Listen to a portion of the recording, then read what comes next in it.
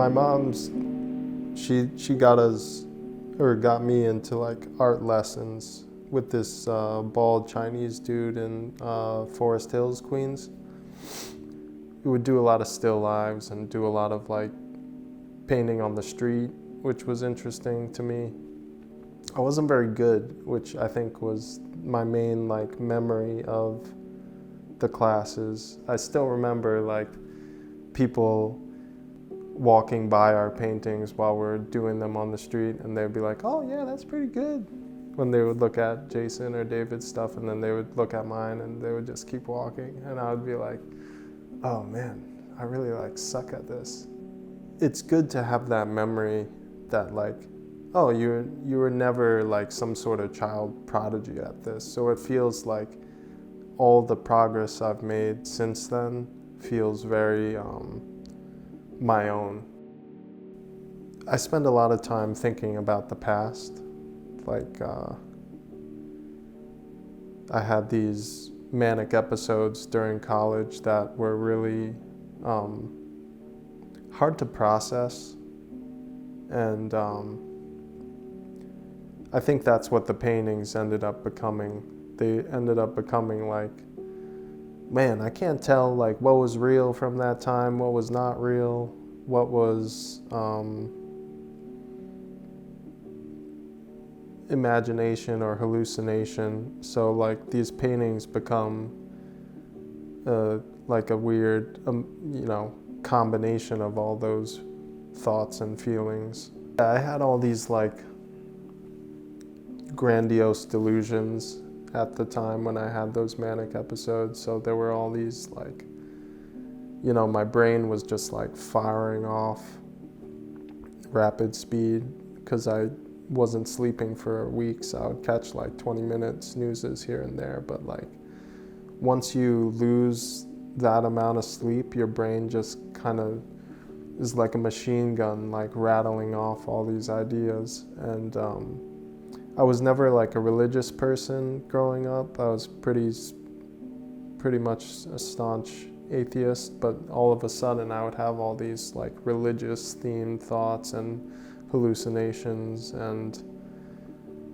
I think that's where I gravitate towards these mythological figures, because they reach something higher than the reality we live in. They are able to like get into these heights of the divine, or like, or go lower, like hellish things. I paint a lot of like things that people would probably say are like a little scarier or a little more demonic. I know even to go back mentally is not like a necessarily a positive thing for me, but it's something that I like yearn to do because I'm trying to like understand these things that happened.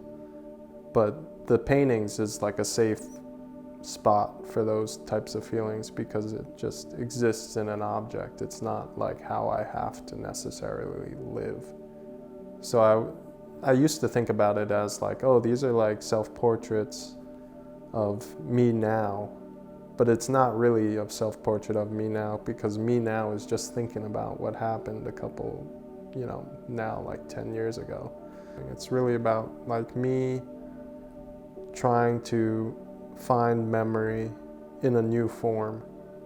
A lot of them have like this initial grab because of the visuals and the imagery, but I think the more you sit with them, there's like this slow burn effect of like, oh, now you're kind of like surrounded by this essence.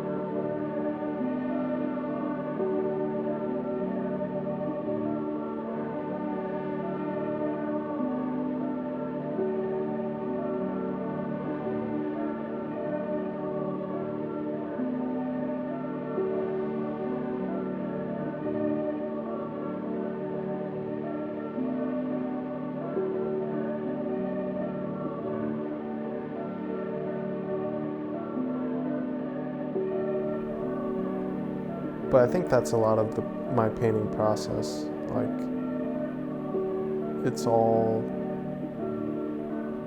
about capturing energy in this inanimate object. And I think that brings it back to like giving these characters life.